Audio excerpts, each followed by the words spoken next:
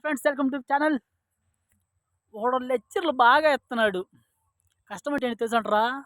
కష్టం అంటే ఏంటి తెలుసా? ఏంది? వరద వాన పడితే ఏమైద్దో, ఎండ కాస్తే ఏమైద్దో, చేనికి ఏందో పడిగాపులు కాసుకుంటూ పంటనది ఎట్ట పండించుకుంటుంది అంట రైతులు.